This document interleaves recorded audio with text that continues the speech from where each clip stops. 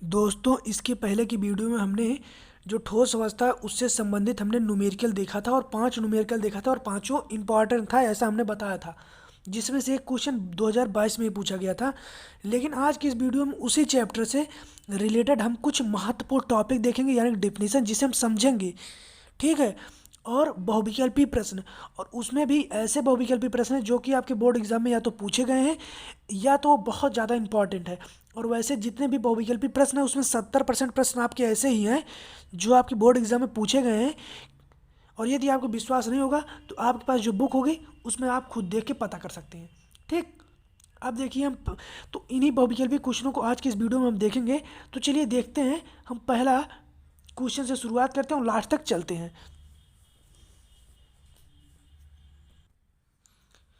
तो देखिए पहला प्रश्न क्या है, एक क्रिस्टलीय ठोस में होता है। जैसे जो क्रिस्टलीय ठोस होता है उसमें क्या होता है। तो देखिए जो क्रिस्टलीय ठोस आपके होते हैं इसमें दीर्घ परास कोटि होती है। यानी कि जो आपका पहला है ये सही है, दीर्घ परास कोटि होता है। चार विकल्प होते हैं लेकिन हमने दो ही दिया है क्योंकि आपको आंसर ही में बताना है। दीर्घ परास कोटि होता है। दूसरा देखिए क्या है कि क्रिस्टलीय ठोस का उदाहरण कौन सा है। तो इसमें पूछा है कि निम्न में से कौन सा क्रिस्टलीय ठोस का उदाहरण है। तो देखिए N2SO4 यह क्रिस्टलीय ठोस का उदाहरण है। उसके साथ साथ मैं यदि आपको दो और बताऊं तो एक होता है NaCl भी क्रिस्टलीय ठोस का उदाहरण, एक होता है KCl भी क्रिस्टलीय ठोस का उदाहरण। तो NaCl, KCl और N2SO4। तो देखिए इसमें N2SO4 भी है, KCl भी है और NaCl भी है। तो इसमें क्या सही हो जाएगा, ए सभी। ए नहीं कि आप केवल ले लेगा, ए सही, ए सभी हो जाएंगे। तो क्रिस्टलीय ठोस के उदाहरण ए सभी हैं। ठीक है। अब देखिए प्लास्टिक, क्या जो हमारा प्लास्टिक होता है, पूछ रहा है कि आयनिक ठोस होता है, धात्विक ठोस होता है, कि आणविक ठोस होता है, कि अक्रिस्टलीय ठोस होता है। तो देख लीजिए ये बहुत महत्वपूर्ण क्वेश्चन है कि प्लास्टिक जो होता है वह अक्रिस्टलीय ठोस होता है। तो इस प्रश्न को आप हमेशा याद कर लीजिए। प्लास्टिक, ये दो प्रश्न तो मैं बता रहा हूँ बहुत ज़्यादा, प्लास्टिक और ग्रेफाइट वाला। ग्रेफाइट है तो ग्रेफाइट एक सहसंयोजक ठोस होता है। एक मतलब यदि आप बोर्ड एग्जाम के बाद भी कोई एग्जाम देंगे तो उससे भी ये पूछा जा सकता है, बहुत महत्वपूर्ण प्रश्न है यह।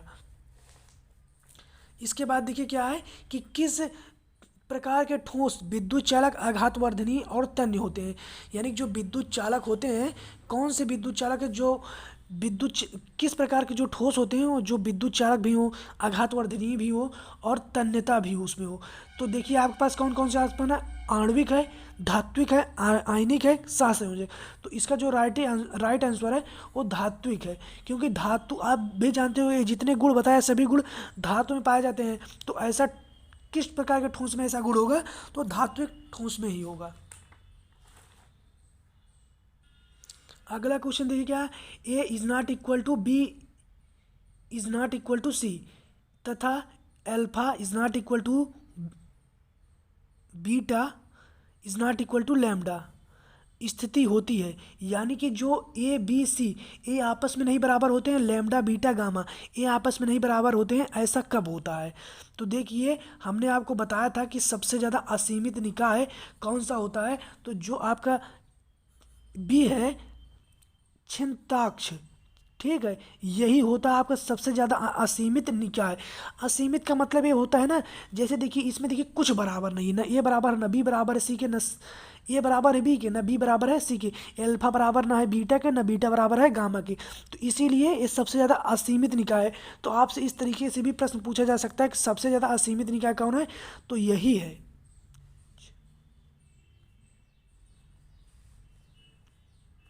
इसके बाद देखिए क्या है, सोडियम क्लोराइड क्रिस्टल में Na+ आयन की समन्वय संख्या है। तो इसकी जो समन्वय संख्या होती है वो 6 होती है। ठीक है। ठीक है, तो समन्वय संख्या 6। अगला क्वेश्चन देखते हैं कि सोडियम क्लोराइड क्रिस्टल की संरचना होती है। तो जो सोडियम क्लोराइड की संरचना होती है वो फलक केंद्रीय घनी घन होता है। पहला, फलक केंद्रित घन। ठीक है। तो ये तो था बहुविकल्पी क्वेश्चन जो आपके बोर्ड एग्जाम में पूछा गया था। अब हम देखते हैं मतलब जो हमारी इंपॉर्टेंट डिफिनीशन है उन सबको। दो और महत्वपूर्ण मतलब बहुविकल्पी प्रश्न है। तो देखिए इसका प्रश्न हमने जब ठोस अवस्था का न्यूमेरिकल करा रहा था तो उसमें हमने इसका सॉल्व करवाया था। अब देखिए एक वाला क्वेश्चन क्या है कि किस यौगिक में फ्रैंकल तथा शॉर्टकी दोष दोनों पाए जाते हैं। तो AgBr में दोनों प्रकार के दोष पाए जाते हैं। अब देखिए शॉटकी दोष जो होता है, इस शॉटकी दोष के कारण होता है तो क्या होता है, घटता है, बढ़ता है, अपरिवर्तित रहता है। शॉटकी दोष के कारण द्रव्यमान में परिवर्तन होता है। तो देखिए शॉटकी दोष इसमें घटता है क्योंकि शॉटकी दोष के कारण द्रव्यमान घटता है, क्योंकि शॉटकी दोष जो होता है इसमें समान संख्या में बाहर निकलते हैं। तो आप भी एक बार देख लीजिए, बाकी यही है कि घटता है। ठीक है, अब चलते हैं हम अपने आगे जो महत्वपूर्ण हमारी डेफिनीशन है। लेकिन उसे बताने से पहले और भी आप उसे बताने से पहले आपके और भी वो विकल्पी प्रश्न हैं जो कि मैं नहीं देख पाया। तो देखिए ये दो प्रश्न तो आप जान लिए ना कि किसमें शॉटकी और फ्रैंकल दोनों पाया जाता है। तेजी बिहार में शॉटकी दोष के कारण द्रव्यमान क्या होता है, घटता है शॉटकी दोष के कारण। अब देखिए कुछ और भी हैं, इसको पहले आप देख लीजिए, आपके बोर्ड एग्जाम में बहुत बार पूछे जाते हैं, मतलब अलग अलग तरीके से कि मतलब परमाणु त्रिज्या ज्ञात कीजिए एस सी सी के लिए। तो R=A/2। इसमें जब आप न्यूमेरिकल देखेंगे तो हमने बताया था किसका कितना महत्वपूर्ण है न्यूमेरिकल में। अब जैसे इस प्रकार के क्वेश्चन को आप किससे हल कर सकते हैं, इन्हीं की सहायता से। क्या दिए, सोडियम धातु सेल कोर इतना मतलब दे दिया है, कोर मतलब ये दे दिया है। इसके बाद त्रिज्या पूछना है, और क्या पूछ रहा है कि अंतः केंद्रित। अंतः केंद्रित मतलब क्या होता है, BCC। BCC के लिए पूछ रहा है तो BCC देखिए सूत्र क्या है, BCC के लिए है R=√3a/2। अब देखिए √3a/2 और क्या दिया है आपको, कोर दिया है, ए का मान दिया है। अब इसी में ए का मान इतने एक जगह पे ये रख दीजिए, सॉल्व कर दीजिए, आर का मान आ जाएगा, वही देखिए त्रिज्या पूछा है। अब देखिए ये तो हम देख लिए। अब देखिए शॉर्टकी दोष पाया जाता है। तो अब आपको बता दें हम आपको कि शॉर्टकी दोष एग्जांपल के तौर पर NaCl, KCl, KBr, AgBr और CaCl इन सभी में पाया जाता है शॉर्टकी दोष। अब देखिए क्या है, फ्रैंकलिन दोष के कारण आयनिक क्रिस्टल का घनत्व क्या होता है, तो स्थिर रहता है। अब देखिए क्रिस्टल दोष क्या होते हैं, क्रिस्टल दोष मतलब एक ऐसा दोष होता है जिसे देखिए क्रिस्टल दोष जान लीजिए, जैसे ऐसे होता है कि जैसे जब कोई क्रिस्टल होता है और वह एक समान रूप से व्यवस्थित रहता है, लेकिन जब उसमें हम ताप बढ़ाते हैं तो जैसे जैसे ताप बढ़ाते हैं उस क्रिस्टल में जो है विचलन उत्पन्न होने लगता है, यानी कि दोष उत्पन्न होने लगता है, और उसी को हम कहते हैं क्रिस्टल दोष। अब देखते हैं शॉर्टकी दोष क्या होता है। शॉर्टकी दोष मतलब जिसे जान लीजिए यहाँ पे एक इसी प्रकार से क्रिस्टल होते हैं। मैं आपको केवल टेम्परेरी में वही से समझा दे रहा हूँ, बस केवल आप एक बार कॉन्सेप्ट आपका ये हो जाए। और यदि आपको इन सभी को समझना हो तो हमने समझाया भी, आप जाके वहाँ पे समझ सकते हैं। हो रुक जाइए, अभी मैं प्लेलिस्ट नहीं बनाया हूँ, मैं जल्द ही प्लेलिस्ट बना दूंगा तो आप सबको बहुत सरल हो जाएगा। ठीक है, जैसे मान लीजिए कोई एक क्रिस्टल होता है, ठीक, इस क्रिस्टल में शॉर्टकी दोष क्या होता है, शॉर्टकी दोष एक ऐसा दोष होता है जिसमें जो इसके अणु रहते हैं यानी कि आयन रहते हैं ना, इस समान संख्या में इस क्रिस्टल जालक से बाहर निकलते हैं। देखिए इसमें एक धन रहता है, एक ऋण, एक धन, एक ऋण, एक धन, एक ऋण, एक धन ऋण, एक धन ऋण, एक धन, एक ऋण। ठीक है, तो इसमें क्या होता है शॉर्टकी दोष में, ये जालक बिंदु से क्रिस्टल से समान संख्या में बाहर निकलते हैं। ठीक है, और फ्रैंकलिन दोष में क्या होता है कि ये जो आयन होते हैं ना, ये क्रिस्टल के अंदर ही रह जाते हैं। ठीक, इसके अंदर ही जो यहाँ पे ए रहता है मतलब धनायन या ऋणायन, ये क्रिस्टल के अंदर ही रह जाते हैं, यानी कि अंतराकाशी। जब अंदर रह जाता है तो उसे हम कहते हैं अंतराकाशीय स्थल में ही है, और जब बाहर चले जाते हैं तो उसे हम कहते हैं शॉर्टकी दोष।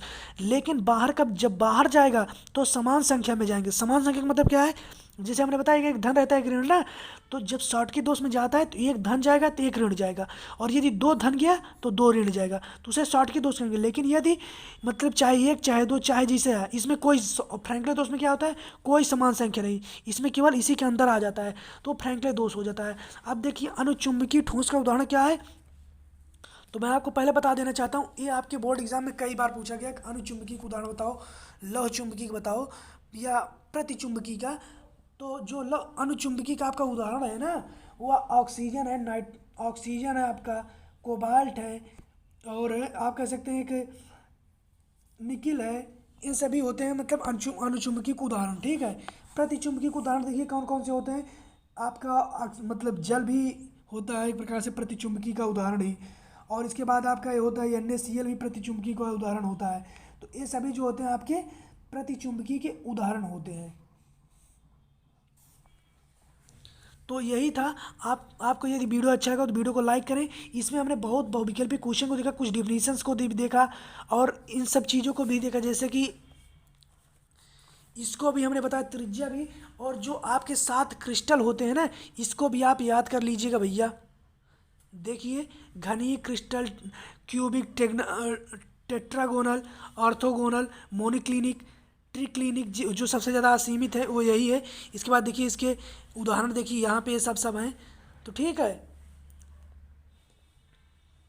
तो यदि आपके भी सभी को वीडियो अच्छा लगा तो वीडियो को लाइक करें, चैनल को सब्सक्राइब करें। मिलते हैं नेक्स्ट वीडियो में, तब तक के लिए जय हिंद, वंदे मातरम। भाई कमेंट यार एक कर देना, एक कमेंट। अच्छी बात बोली, आपको अच्छी लगी तो ऐसे थोड़ा मार दीजिए हाथ, आप थोड़ा सा मार दीजिए, मार दीजिए, एक बार मार दीजिए। क्यों कष्ट हो रहा है आपको? अगर अच्छी लगी मार दीजिए।